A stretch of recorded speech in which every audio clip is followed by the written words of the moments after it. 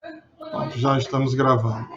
Então, boa tarde a todas e a todos. Vamos dar início a mais um encontro, né, na nossa sala virtual, no primeiro seminário de Filosofia Política, organizado pelo GEPED UVA CNPq, pelo Laboratório de Estudos da Política, o LEPO-UVA, e pelo nosso mestrado acadêmico em Filosofia, o MAF-UVA. E hoje, com a participação muito especial da professora doutora Cristina Miller. A Cris é uma pessoa querida e uma pesquisadora em Hannah Arendt do maior gabarito. Eu digo que eu devo muito à Cris porque eu usei muitos textos dela no meu mestrado e também depois no meu doutorado, e é uma pessoa a quem eu sempre, quando leio os textos e escuto, aprendo bastante. E hoje vou ter a oportunidade de estar trazendo, né, a fala da Cris para nós aqui da Universidade Vale do Acaraú e depois no canal para todo o Brasil. Então é de uma satisfação muito grande ter a Cris conosco hoje falando sobre a ida da Hannah Arendt às questões do espírito, né, fazendo essa viagem pela obra A Vida do Espírito. Professora Maria Cristina Miller é pós-doutora em filosofia pela Universidade Federal de Goiás, doutora em filosofia pela Universidade Federal São Carlos, mestre em filosofia pela Pontifícia Universidade Católica do Rio Grande do Sul, graduada em filosofia pela Universidade de Passo Fundo. É professora associada da Universidade Estadual de Londrina, do Paraná, a UEL, onde atua no Departamento de Filosofia desde o ano de 2000. Docente do Programa de Filosofia pela Universidade Estadual de Londrina, foi coordenadora do GT de Filosofia Política Contemporânea e concentra suas pesquisas na área de filosofia política e ética, com ênfase em Hannah Arendt. Desde 2018, também investiga o tema da presença da mulher na filosofia. Então, professora Maria Cristina Miller, seja bem-vinda, muitíssimo obrigada pelo seu tempo, pela sua disponibilidade. A palavra está com você. Muito obrigada, Ricardo. Obrigada por essa oportunidade de estar, de alguma maneira, contribuindo com o projeto de vocês e principalmente com a Universidade do Vale do Acaraí. É uma honra para mim poder estar aqui nessa sala e trazer um pouco da minha reflexão sobre Arendt. Então, agradeço as pessoas que estão aqui assistindo, agradeço muito as pessoas do grupo Arendt, que eu conheço já há alguns anos, não estamos podendo realizar nosso encontro Arendt presencialmente este ano, então a saudade é muito grande. Como o Ricardo já comentou, nós nos conhecemos há alguns anos, justamente no encontro Hannah Arendt que aconteceu, organizado pelo ODIVO, e é uma satisfação, Ricardo, poder acompanhar a sua trajetória. Nós utilizamos essa trajetória do Ricardo e de outros colegas, e isso é muito gratificante. Saber que nós construímos uma reflexão acerca da obra de Arendt no Brasil em conjunto. E o Ricardo é uma dessas pessoas que tem trabalhado com bastante empenho na obra de Arendt, na disseminação da obra de Arendt, e formando muitos alunos desde a iniciação científica, agora no programa de pós-graduação, também na UFA. Isso, o trabalho que o Ricardo vem realizando é fundamental. E eu não poderia, de maneira nenhuma, recusar um convite do Ricardo. Então, muito obrigada e, sem dúvida, é uma honra estar aqui. Né? Não sei se eu já posso começar. Ricardo. Sim. Ok. Então, eu propus, né, para o Ricardo, Ricardo apresentar um texto que eu escrevi no início do ano para os cadernos Hannah Arendt e coincidiu que os cadernos foram publicados esta semana. Então, ficou, acho que, mais bacana ainda a proposta. Todos têm acesso à revista acadêmica da Universidade do Piauí, organizado e editado pelo Fábio Passos e pela Elivanda. Então, todos têm acesso ao texto que eu vou apresentar agora, é só entrar nos cadernos Hannah Arendt. É uma revista que está na primeira edição e nós fizemos um esforço muito grande de estar contribuindo com o Fábio e a Elivanda no sentido de impulsionar essa revista, uma revista especial sobre Arendt. Então, o texto está lá disponibilizado, fiquem à vontade para acessar o texto e para enviar as considerações, críticas, nós estamos construindo. Então, a ideia é hoje nós falarmos um pouco desse voltar de Arendt às atividades do espírito. É uma introdução a essa discussão de Arendt sobre as atividades da vida do espírito. Então, nosso objetivo é discorrer sobre as motivações que levaram a Arendt a voltar a sua atenção às atividades da vida contemplativa. Então, na primeira parte eu vou trabalhar isso. E um segundo objetivo, apresentar os traços característicos das atividades espirituais. Então, essa é a segunda parte que eu proponho para a reflexão de hoje. Essas reflexões de Arendt acerca da dimensão da quietude humana, sobretudo o interesse por questões morais, causou estranheza, em certa medida, até mesmo a Arendt, mas principalmente aos leitores acostumados com os temas e as preocupações políticas que sempre caracterizaram os interesses de Arendt.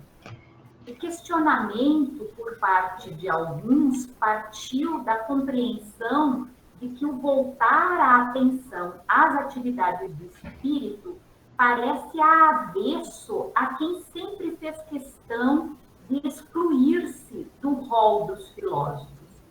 E essa foi a perplexidade de muitos quando Arendt assumiu o desafio de refletir sobre as atividades do pensar, do querer e do julgar. A filósofa, durante muito tempo, teve como preocupação principal a investigação acerca da dimensão ativa da condição humana, com o intuito de refletir sobre a dignidade da política. E ela criticou a filosofia pelo seu distanciamento com o mundo e a sua arrogância em estabelecer uma verdade absoluta.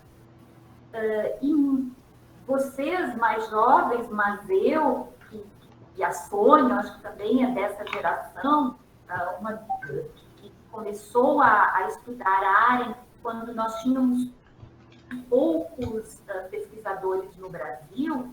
Então, eu li em algum artigo falando sobre Arendt que essa obra, A Vida do Espírito, era a obra, enfim, filosófica da Arendt. E isso sempre me causou uma estranheza, porque, então, os outros textos de Arendt não eram filosofia? Então, se confirmava aquilo que alguns diziam, que não se tratava de uma filósofa, mas sim de uma teórica política, e isso sempre trazia um certo desconforto para nós que estávamos iniciando o estudo de Arendt. Junto a isso, nós sempre, a obra talvez mais lida de Arendt, comentada, A Condição Humana e Origem do Totalitarismo, obras que tratavam especialmente de questões políticas. E como, então, ou onde se localizava essa última obra inacabada de Arendt, da vida do espírito? Seria essa, então, uma obra filosófica? Além disso, nós temos também a fala de Arendt dizendo que ela não era uma filósofa, né? Então, do que se trata, né? Essa, mais ou menos, as questões que me fizeram pensar um pouquinho de maneira introdutória acerca da obra A Vida do Espírito. Uma obra bastante complexa e que merece uma atenção muito grande de todos nós que investigamos Arendt. Essa obra A Vida do Espírito é uma obra que Arendt começa a escrever em 1970, logo após a morte do Blücher, o seu segundo marido, e ela se dedica, então, a uma primeira parte sobre o pensar, uma segunda parte sobre o querer, e ela já havia escrito e elaborado, discutido e apresentado essas reflexões, inclusive em conferências, não uma única vez, mas diversas vezes. Em 1975, Arendt vem a falecer e a última parte, que seria sobre o julgar, fica inacabada. Nós tínhamos na máquina, ela, né, deixa na máquina de escrever uma folha com o título Julgar e 2 epígrafes. Então, como será que ela teria terminado a obra? É uma obra que foi publicada em 1978, organizada pela Mary McCartney, com um escrito sobre o julgar inacabado, né? Então, é desta obra que nós estamos falando, e existem 2 grandes motivações que levaram a escrever. E essas 2 grandes motivações estão na introdução da parte sobre o pensar. Então, a primeira parte da minha fala trata sobre isso. E uma segunda parte trata dos traços característicos das atividades espirituais. A invisibilidade, o alinhamento, o estar só, a ausência de som, a representação, o retirar-se do mundo e a incerteza. Estas são as características. Interessa compreender que essas características da vida do espírito são inerentes às atividades do espírito, à própria experiência do pensar, do querer e do julgar. E não significam desprezo pelo mundo ou uma desqualificação das atividades da vida ativa tratadas no livro A Condição Humana. As atividades realizadas no mundo, as atividades do trabalho, da obra e da ação. Então, como hipótese, eu estabeleço que uma investigação mais atenta da obra toda de Arendt permite comprovar que a filósofa não caíra em contradição, tampouco fora levada a reconhecer como verdadeiro o que ela negara anteriormente. Arendt estava apenas sendo coerente com a sua própria percepção de filosofia, tal como se pode inferir de sua obra, isto é, a filosofia como uma busca de significado para as questões que tocam a vida humana. Cada interrogação posta por Arendt ao longo da sua vida e trajetória filosófica, ao ser respondida, suscita novas perguntas que imediatamente exigem novas reflexões, conceitos, noções, ideias, categorias, significados. Arendt nunca se permitiu acomodar diante das explicações correntes ou das teorias consolidadas. O seu compromisso era com a interrogação, ou seja, a tarefa especial da filosofia. Mas isso não significa que Arendt tenha alterado radicalmente o foco ou a direção das suas pesquisas ao final da sua vida. Ao contrário, há, sem dúvida, do início ao fim da obra de Arendt, uma recorrência a certas questões fundamentais, e essa recorrência é suficiente para comprovar que há um fio condutor a reger as investigações da filósofa, mesmo que esse fio não permita inseri-la em um dado sistema filosófico, ou que exista na obra de Arendt a pretensão de criar um sistema. Entre as preocupações recorrentes de Arendt, há as que dizem respeito ao espaço público como espaço verdadeiramente humano, isto é, a participação na esfera política, o entre os homens como um espaço privilegiado da existência humana, em que a liberdade política aflora, não como fim ou objetivo da política, mas como significado da política. A fé, a esperança na solidariedade entre os seres humanos enquanto respeito ao outro, ao distinto, isso é, o amor, a amizade ao mundo, aquilo que Arendt chamou de amor mundo. Então, eu utilizo como referência principal para a análise e a compreensão que eu estou tentando construir aqui, eu uso a obra A Vida do Espírito. No entanto, outros textos, mesmo que eu não faça referência direta a eles, eles compõem também o fundamento para tudo isso que eu estou trazendo. Então, principalmente o texto A Condição Humana, Eichmann em Jerusalém, Origens do Totalitarismo, e os textos Compreensão e Política, Filosofia e Política. E também o texto Lições sobre a Filosofia Política de Kant. Outra grande referência que auxilia muito a reflexão é a biografia Por Amor ao Mundo, escrita pela Elisabeth Jung-Gruel. Então, eu divido, como eu já falei, a apresentação em duas partes.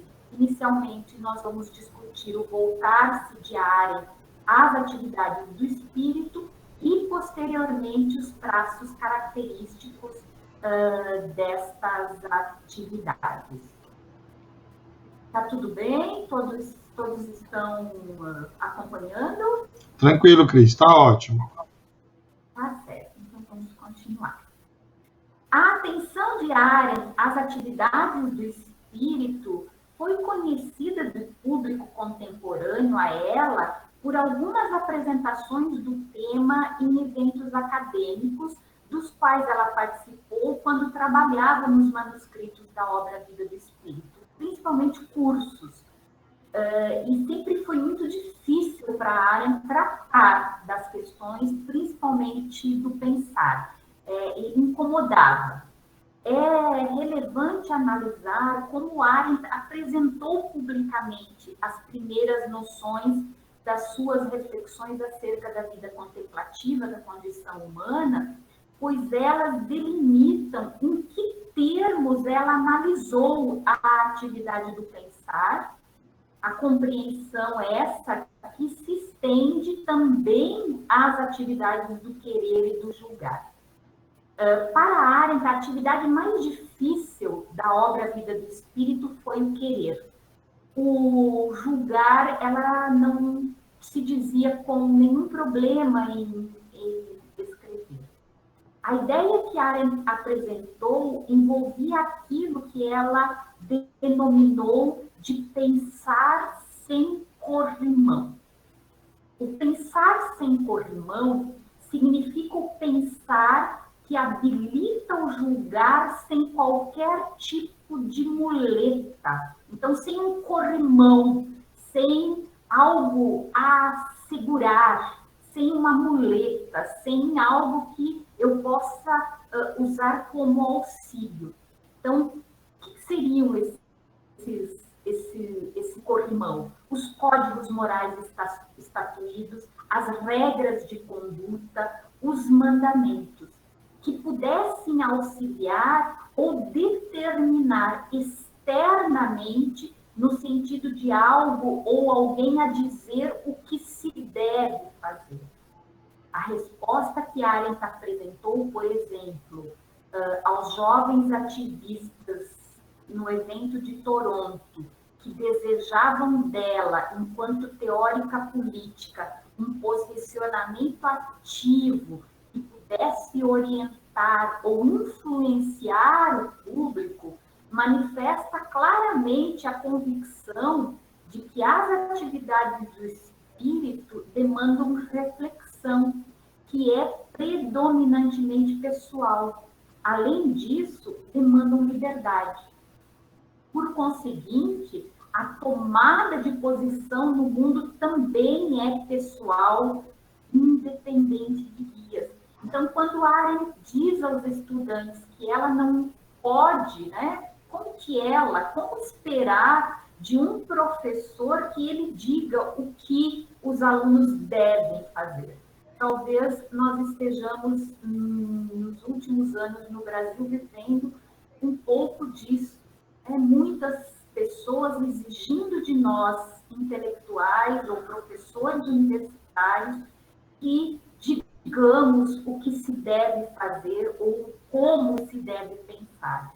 Isso é exigir de nós algo que não nos cabe, porque o pensamento ele deve ser de cada um. A reflexão e a tomada de posição deve ser de cada um. Então, eu vou ler duas referências, citações, que estão no texto da Bruel, que nos deixam claro isso. Então, começa a citação. Não acredito que nós, é uma fala de Arendt no evento de Toronto, agora. Não acredito que nós, teóricos políticos, tenhamos ou possamos ter tal influência nesse sentido. Eu penso que o compromisso pode facilmente levar-nos a um ponto em que não se pensa mais. Há certas situações extremas nas quais é preciso agir. Mas essas situações são extremas. E penso, o teórico político, que diz a seus alunos o que pensar e como agir meu Deus, eles são adultos, não estamos no berçário. Então, vejam, a Arendt ficou incomodada, né, em ter de responder, né? Diga a nós o que devemos fazer. E a segunda fala também de Arendt. Assim, acho que esse pensar sobre o qual escrevi e estou escrevendo agora, pensar no sentido socrático, é uma função maiêutica, um parto, isto é, expomos todas as nossas opiniões, preconceitos, o que for, e sabemos que nunca, em qualquer dos diálogos platônicos, Sócrates jamais descobriu qualquer filho que não fosse um lobo sem gema, um filho da mente, que se permanece, de certo modo, vazio após pensar. E uma vez que estamos vazios, então, de um modo que é difícil de dizer, estamos preparados para julgar. Isto é, sem ter qualquer livro de regras nas quais você possa subsumir um caso particular. Você deve dizer isso é bom, isso é mal, isso é certo, isso é errado, isso é belo, isso é feio. E a razão pela qual acredito tanto na crítica do juízo de Kant não é porque esteja interessada em estética, mas porque acredito que o modo pelo qual dizemos isso é certo, aquilo é errado, não é muito diferente do modo pelo qual dizemos isso é belo, isso é feio. Ou seja, estamos agora preparados para encarar os fenômenos, por assim dizer, de frente, sem qualquer sistema pré-concebido. E, por favor, incluído o meu próprio. Então, a gente percebe, né, que a Arendt fica um pouco incomodada, mas ela é muito ao ter que tratar sobre o pensar, mas ela é muito clara do que ela está falando. Então, vamos às razões que Arendt estabelece no prefácio, na introdução da parte sobre o pensar, as razões que levaram Arendt a refletir sobre as atividades do espírito. É importante nós percebermos as inquietações de Arendt diante da pretensão de refletir sobre as atividades exclusivamente contemplativas, as atividades espirituais. Inquietação compreensível, pois afinal a filósofa adentraria discussões tão distintas das que comumente a cercaram. Pode-se inferir que a estranheza relatada por Arendt originava-se da posição de distanciamento adotada por ela em relação a uma tradição filosófica que sempre subjugou e menosprezou a vida ativa da condição humana, ao considerar a contemplação hierarquicamente superior. Na tentativa de amenizar essa estranheza, a filósofa apresentou duas justificativas bastante convincentes. Justificativas essas necessárias à própria Arendt. Então, eu percebo que Arendt, na introdução do pensar, ela tem uma justificativa que não diz respeito só à obra, mas uma justificativa, inclusive, para ela mesma. Né? Por que eu tenho que tratar? Por que eu estou escrevendo uma obra sobre o pensar, o querer e julgar? A primeira justificativa relaciona-se à tese que Arendt nutria desde o Eichmann em Jerusalém, desde do fato dela ter assistido o julgamento e principalmente depois que ela termina a obra Eichmann em Jerusalém, um relato sobre a banalidade do mal. Ou seja, a ideia de o que faltou a esse funcionário da burocracia de Hitler teria sido a capacidade de pensar por si mesmo. A ausência de pensamento era a questão a ser analisada. Portanto, pensar o que é o pensar era inevitável. E, se não me engano, vocês já tiveram, né, nesse ciclo de palestras uma fala específica sobre o Eichmann. A segunda refere-se ao choque existente entre a conduta moral que pode ser observada nas experiências factuais da vida humana e aquilo que a ética e a filosofia tradicionalmente concebem como padrão de certo e de errado. Foram as experiências reais do século XX que chocaram a sabedoria de todas as épocas com aquilo que as pessoas sempre usaram para definir o que deveriam fazer e o que deveriam evitar. Arendt se refere pontualmente a todos os acontecimentos da primeira metade do século XX e provaram não haver limites para a brutalidade humana e para uma moralidade que se conforma exclusivamente enquanto costume facilmente cambiável. A primeira justificativa apresentada por Arendt na introdução da obra Vida do Espírito levou-a a questionar se a falta de pensamento pode conduzir ao mal. Tratou-se da ausência de pensamento, da irreflexão, exemplificada na figura de um homem, Eichmann. Não a estupidez ou uma possível mente demoníaca. Não era isso que chamou a atenção de Arendt. O questionamento sobre a ausência de pensamento surgiu como um impulso imediato a Arendt após assistir ao julgamento desse oficial nazista em Jerusalém.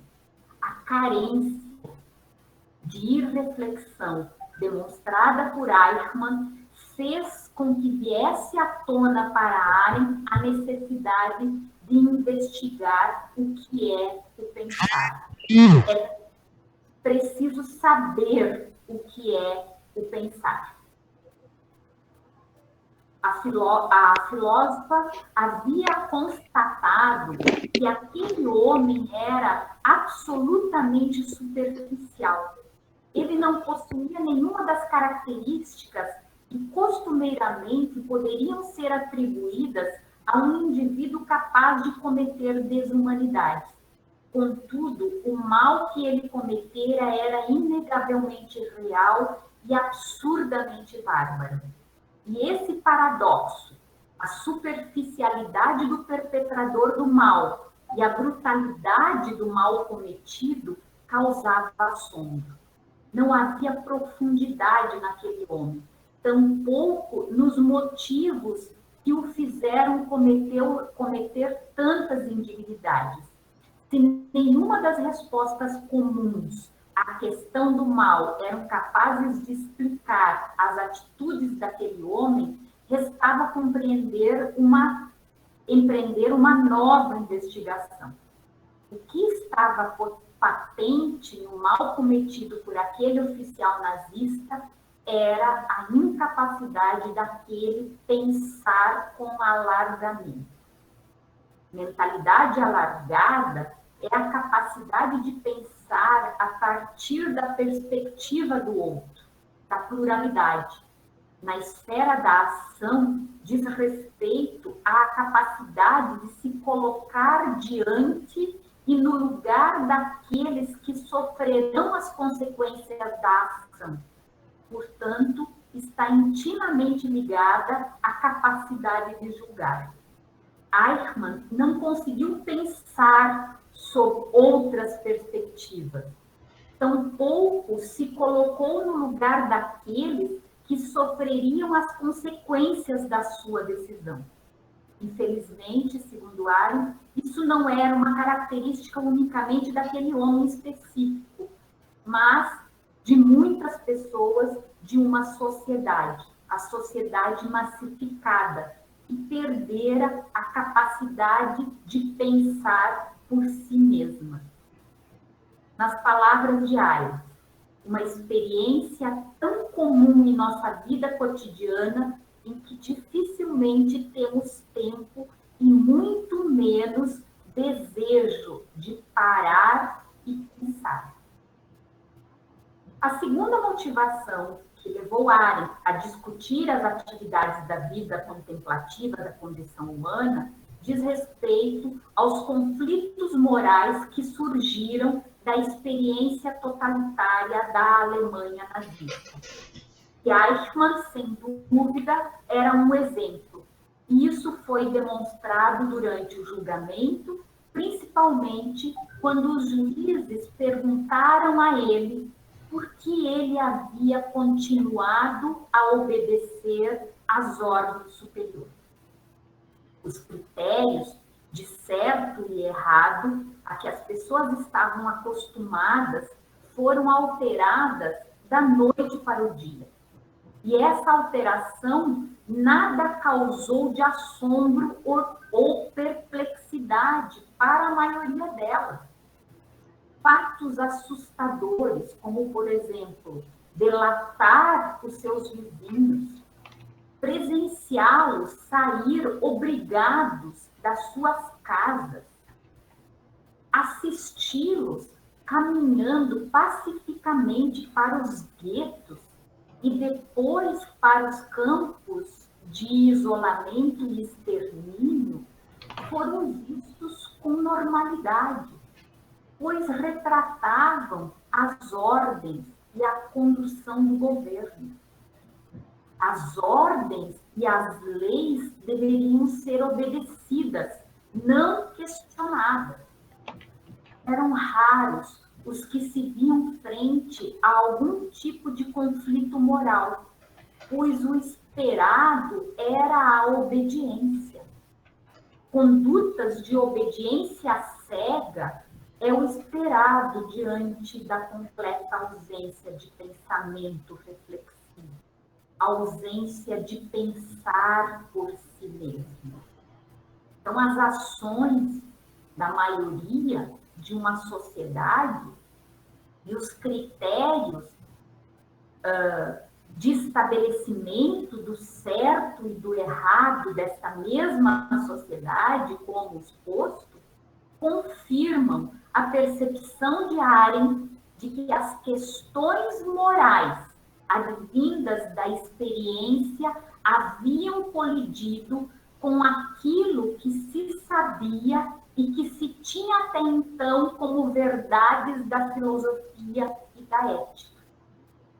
Uma das verdades da filosofia desde Platão dizia respeito ao fato de se acreditar que o pensamento produzia o bem, mas pensamento enquanto uma faculdade que comporta em si a verdade absoluta como regra geral para subsumir casos particulares. Essa compreensão de pensamento corresponde à cognição, ao intelecto, não à razão. Diferença essa fundamental para a área. Apesar da convicção corrente de que o pensamento produz o bem, não foi isso que a sociedade alemã demonstrou na prática, naquela época. Portanto, a concepção de pensamento a que se referia a tradição filosófica desde Platão, para Arendt, não produz o bem como um resultado inevitável, como se as virtudes pudessem ser ensinadas. Para a filósofa, hábitos e costumes podem ser ensinados e aprendidos, como também podem ser facilmente e rapidamente substituídos por outros, quando assim for conveniente. O exemplo claro disso pode ser percebido na inversão ocorrida durante o totalitarismo nazista no mandamento não matarás para matarás. Tudo isso parece ter renovado em Arendt as dúvidas que ela sempre nutriu acerca da moralidade. E talvez tenha sido isso aquilo que causou estranheza a ela. Ela talvez não quisesse muito discutir a moralidade e a ética, e agora ela se viu, desde o julgamento de Eichmann, obrigada a isso como mais uma das tarefas dela enquanto uma pensadora. Então, ela sempre nutriu dúvidas acerca da moralidade e acerca daquilo que a filosofia asseverava ser a esfera contemplativa, mais especificamente pensar. As respostas que a tradição filosófica oferecia às atividades da vida contemplativa nunca haviam convencido Arendt. Além disso, os exemplos advindos dos regimes totalitários e da sociedade totalitária confirmaram as suspeitas de Arendt de que as doutrinas morais existentes, derivadas das verdades da tradição, que serviam de padrão para julgar o certo e o errado e para conduzir a ação humana na esfera pública do mundo, não obtinham necessariamente resultados acertados. Não se produzia necessariamente através do pensamento e através da convicção das verdades morais, não se produzia o bem. Por isso, era preciso investigar o que nos faz pensar, o que nos leva a querer e como julgar. Estas foram as motivações que levaram Arendt a investigar as atividades da vida do espírito. Então, vamos agora à segunda parte do que eu trago para vocês hoje, que é as características, que são as características básicas destas atividades espirituais. Então, as atividades espirituais, segundo a compreensão de Arendt, são basicamente três: o pensar, o querer e o julgar. São atividades independentes entre si, no sentido de que cada uma delas segue leis intrínsecas à própria atividade. Apresentam como característica comum a dependência de uma certa quietude. Essa quietude diz respeito a um apartar do espírito das emoções da alma e das sensações da percepção. Por isso, pode ser comparado a uma tranquilidade desapaixonada. Essa quietude não é uma qualidade necessária para que as atividades espirituais possam acontecer, uma vez que dela não decorrem necessariamente as atividades do espírito, não que elas acontecerão necessariamente. Isso significa, em outras palavras, que as atividades espirituais não estão condicionadas a qualquer coisa. Os seres humanos é que são seres condicionados existencialmente. As condições da existência humana são a própria vida, a natalidade, a mortalidade, a mundanidade, a pluralidade e o próprio planeta Terra. O ser humano está restrito ao espaço do tempo entre o seu nascimento e a sua morte, obrigado a trabalhar para manter sua vida, impelido a fabricar para criar um mundo artificial que possa chamar de sua morada e estimulado a agir para encontrar o seu lugar de reconhecimento entre os muitos diferentes que existem no mundo. Na esfera da quietude, nenhuma das condições da vida e do mundo lhe corresponde.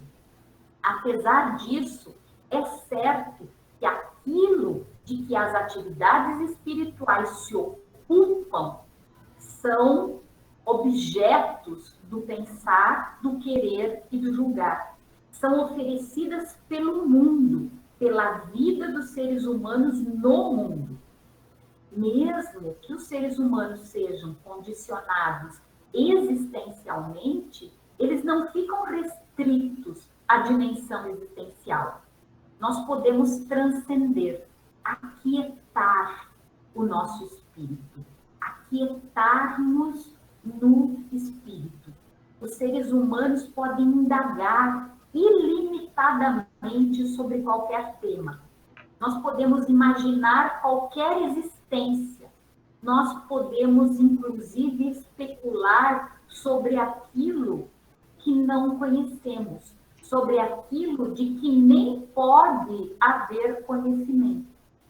Então, os princípios da ação e os critérios dos juízos são elaborados pelo espírito.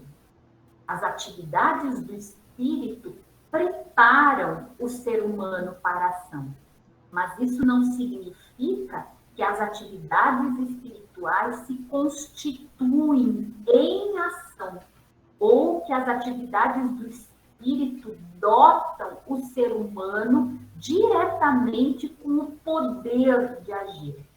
A ação propriamente dita é uma atividade que corresponde à vida ativa da condição humana. Está condicionada à existência humana. E aí faço mais uma leitura de uma citação de Arendt. Está no texto A Vida do Espírito. Os homens podem julgar afirmativa ou negativamente as realidades em que nascem e pelas quais são também condicionados. Podem querer o impossível, como, por exemplo, a vida eterna, e podem pensar, isto é, especular de maneira significativa sobre o desconhecido e o incognoscível. E, embora isso jamais possa alterar diretamente a realidade, como de fato não há em nosso mundo oposição mais clara e e mais radical do que a oposição entre pensar e fazer, os princípios pelos quais agimos e os critérios pelos quais julgamos e conduzimos nossas vidas dependem, em última instância, da vida do espírito. Em suma, dependem do desempenho aparentemente não lucrativo dessas empresas espirituais que não produzem resultados e não nos dotam diretamente com o poder de agir. Fim da citação.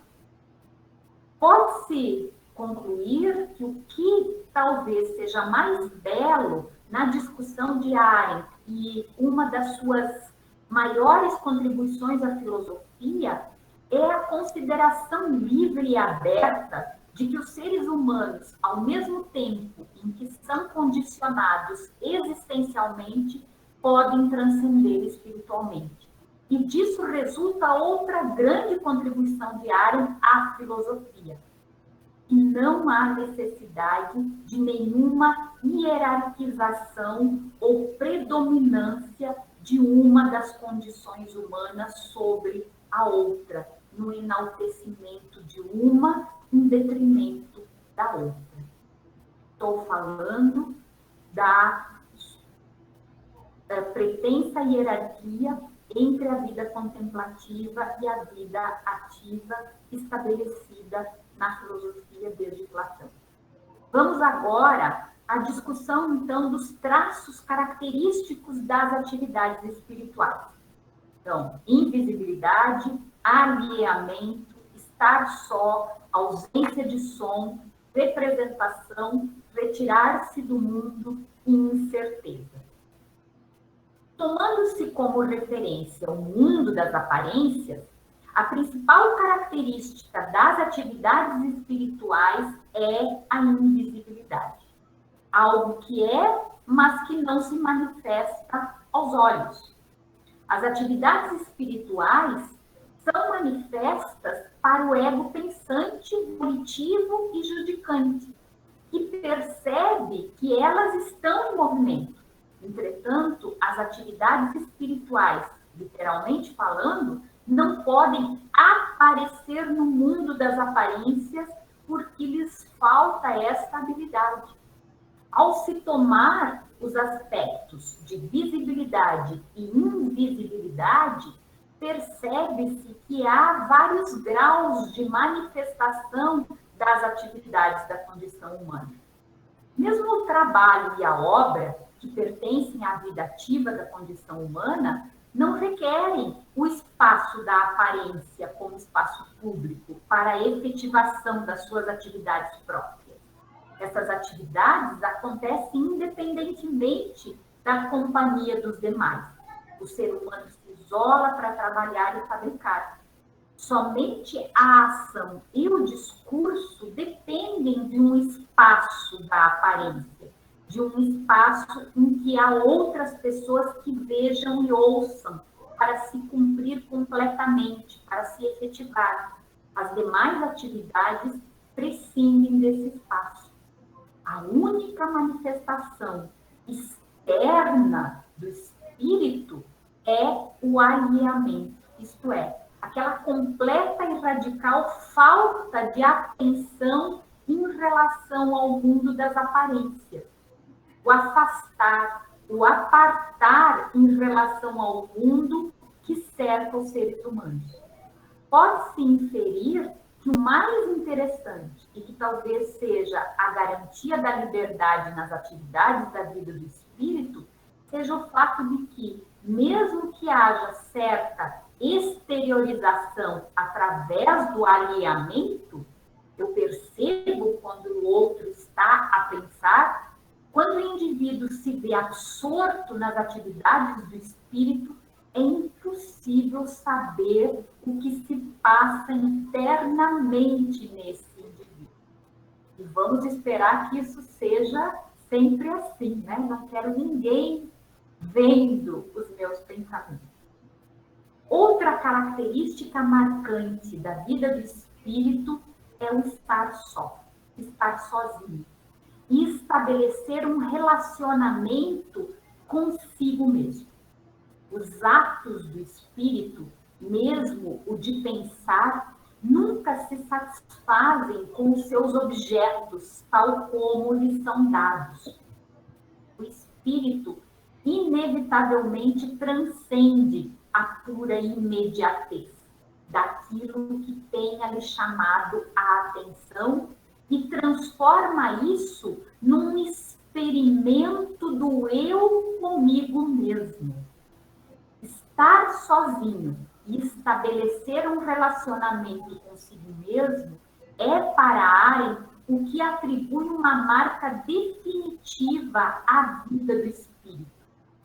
Infere-se que nesse momento o espírito, sozinho consigo mesmo, alcança uma vida própria. Aqui é uma metáfora, né?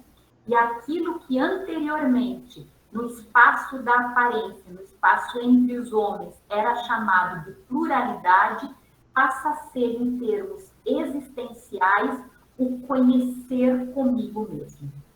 O conhecer comigo mesmo é a definição que Arendt dá à consciência. Mesmo sendo esse um dos trechos, talvez, de maior dificuldade de análise na obra Vida do Espírito, pode-se inferir que, com essa argumentação, Arendt estabelece nitidamente em que termos a sua investigação se refere à vida do espírito e às suas correspondentes atividades básicas, pensar, querer e julgar. Arendt está tratando da consciência. Então, muitos que recorrem à obra Vida do Espírito com a intenção, o objetivo de encontrar nesta obra alguma referência à inconsciência, ao inconsciente, se engana, porque Arendt está falando do consciente, da consciência. A esse estado espiritual em que o ser humano faz companhia apenas e tão somente para ele mesmo, Arendt prefere chamar de estar só, para que não haja confusão com a ideia que o termo solidão apresenta. Solidão se relaciona ao estado existencial em que o ser humano não apenas abdica da companhia dos outros seres humanos, mas abandona a companhia dele mesmo. Isso não é o caso das atividades do espírito, em que mesmo que o indivíduo se prive da companhia do outro e da pluralidade que os outros representam, ele assume a plena consciência dessa situação, conseguindo assim existir absolutamente no singular. Então, Arendt está claramente, como característica geral das atividades do espírito, tratando do estar só, quando eu estou comigo mesma. Não é o caso do abandonar a si mesmo. Aquele que abandona as atividades do espírito abandona a possibilidade de pensar por si mesmo, de se singularizar, de se apresentar como um posicionamento único. Não é disso que a Arendt está falando. A característica aqui é o estar só, o singularizar-se, o estar na companhia de si mesmo. Para Arendt, a vida do espírito não é silenciosa. Outra característica. Ela não pode ter som, mas jamais é silenciosa. Externamente, para quem está a observar aquele que está absorto na vida do espírito, não há som, porque o pensamento externamente não provoca nenhum som. Mas internamente, como característica das atividades do espírito, há um silêncio não silencioso. Nós não temos um som, mas nós temos com certeza muito barulho, que é uma intensificação de um diálogo de eu comigo mesmo. A vida do espírito também jamais esquece completamente de si, graças à natureza reflexiva destas atividades básicas. Situário. Todo pensar, não importa qual seja seu objeto, é também um pensar comigo mesma. Toda volição é um quero, eu quero. Mesmo o juízo só é possível por um retorno secreto para mim mesmo, como diria Montesquieu.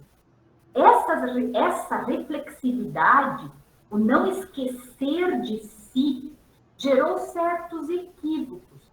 Entendeu-se a interioridade como lugar de ação. Isso leva a Arendt a sinalizar uma das falácias metafísicas. Mas por que é uma falácia entender que a interioridade, a vida do espírito, é lugar de ação, ou mais especificamente que pensar é agir?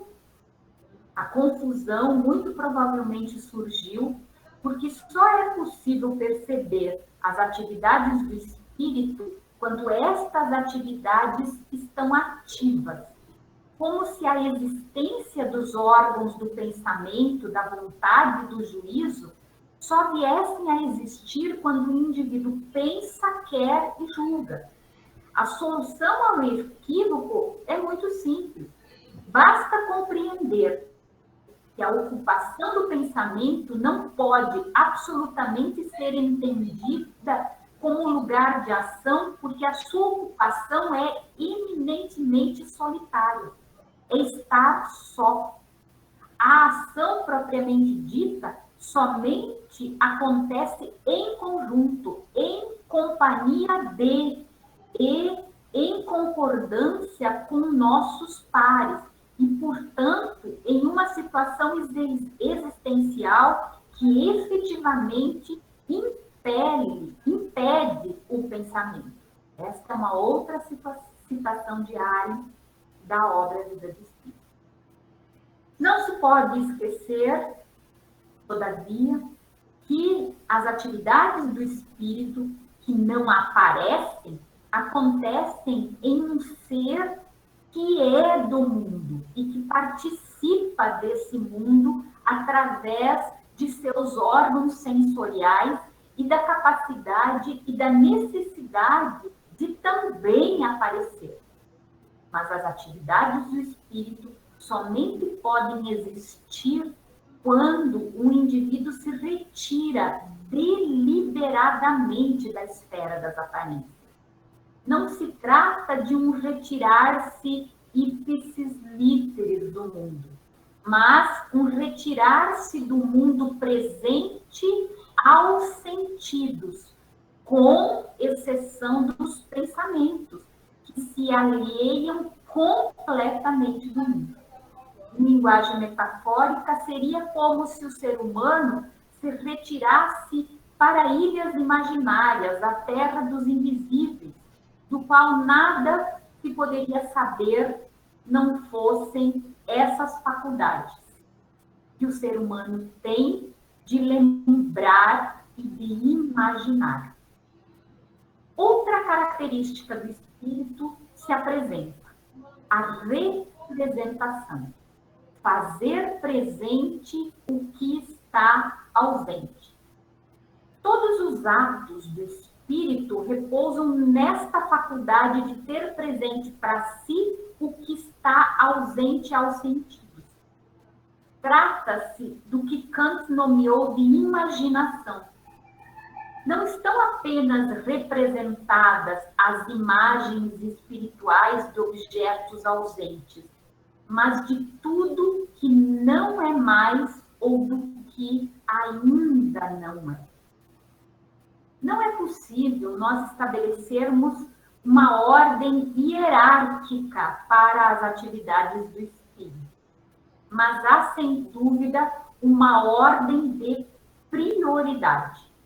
O pensar é a atividade que dessensorializa os particulares, isto é, a atividade do pensar prepara os particulares dados aos sentidos para que o espírito seja capaz de lidar com eles na ausência desses particulares. O pensar não pode mover a vontade, tampouco pode prover o juízo, mas os prepara. Situarem. A imaginação, portanto, que transforma um objeto visível em uma imagem invisível, apta a ser guardada no espírito, é a condição sine qua non para fornecer ao espírito objetos de pensamentos adequados. Fim da citação. A faculdade da imaginação torna presente o que está ausente de uma forma dessensorializada. Por conseguinte, o espírito aprende a lidar com as coisas ausentes e se prepara para o entendimento delas. Além disso, o espírito se prepara para aquelas coisas que não podem ser lembradas pela memória, porque nunca estiveram presentes para experiências dos sentidos. Se prepara para aquelas coisas que, mesmo não existindo sensorialmente, podem ser pensadas. Para Arendt, essa classe de objetos de pensamento, sejam eles ideias, conceitos, categorias, se tornou o tema da filosofia profissional. Mas isso não significa que os tópicos que a filosofia escolheu não venham das experiências do senso comum. Sei também que vocês já tiveram uma palestra sobre o senso comum. O que precisa ser observado é a retirada do mundo das aparências. Assim, a única condição anterior, essencial para o pensar, a busca de significado, não apenas de questões últimas irrespondíveis, é o retirar-se do mundo das aparências. O pensamento implica lembrança, é um repensar. Interrompe o fazer, implica um para e pense.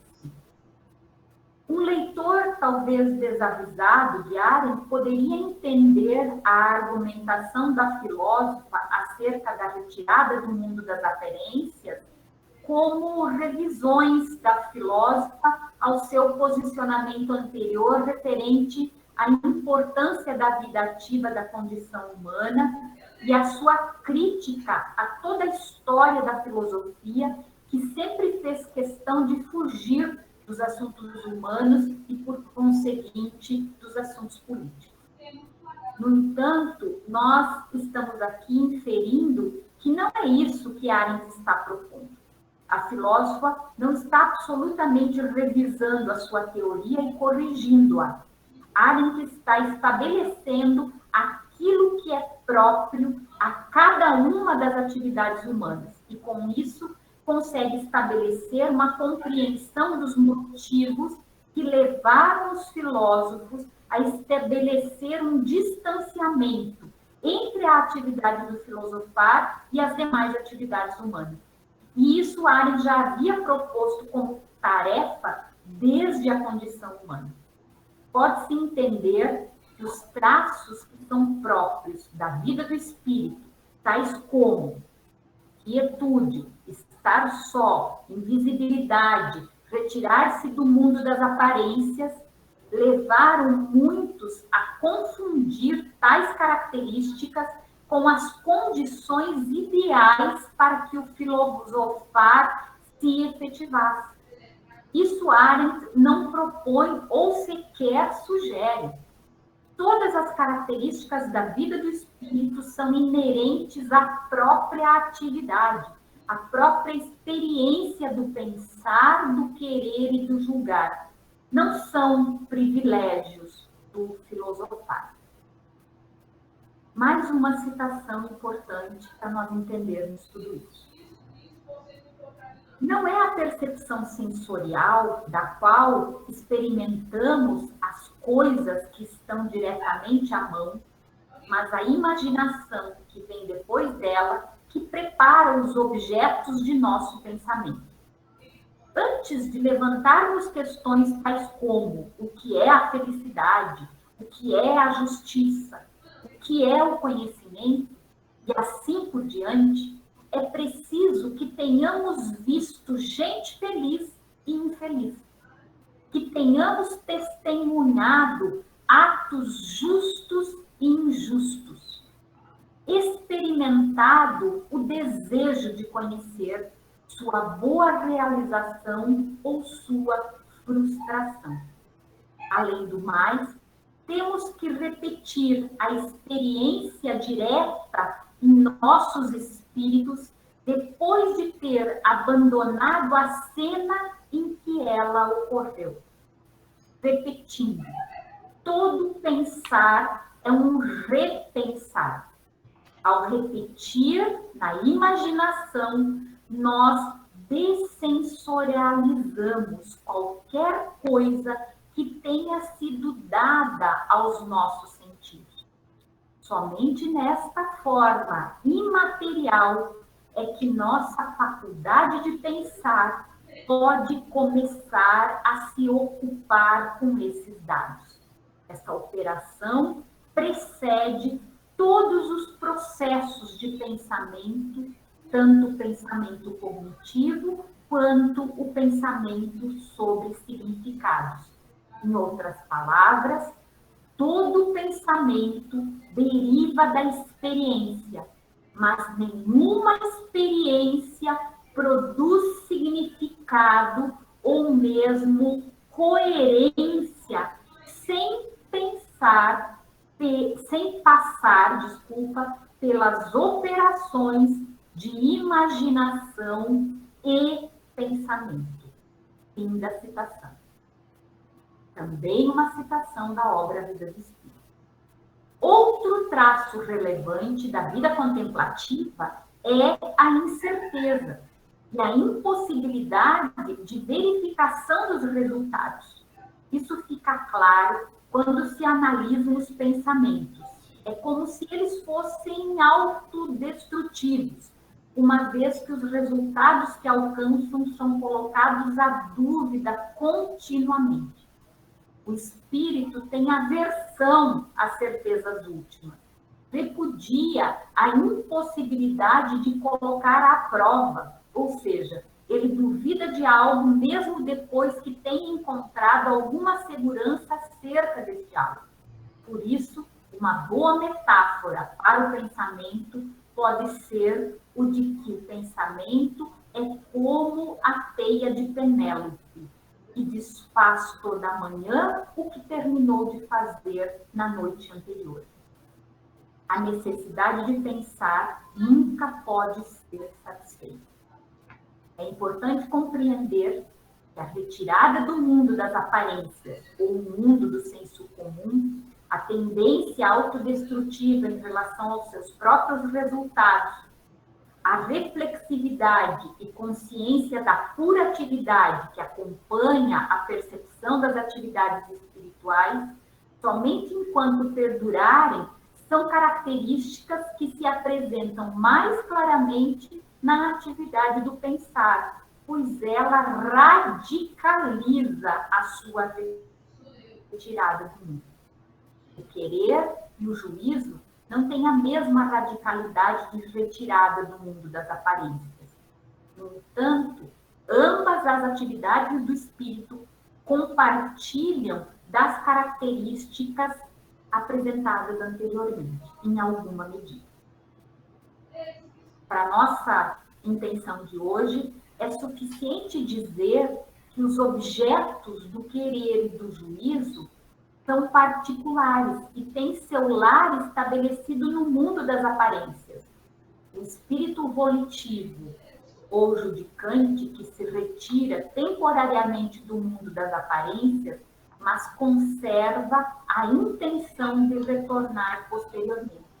uma vez que os objetos dos quais tratam o querer e o juízo são unidos. Para finalizar, ressalta-se que a investigação acerca da vida contemplativa da condição humana não constitui uma ruptura com aquilo que Arendt defendeu anteriormente em suas obras, mas aponta para um caminho de compreensão do ser humano em suas dimensões ativa e contemplativa.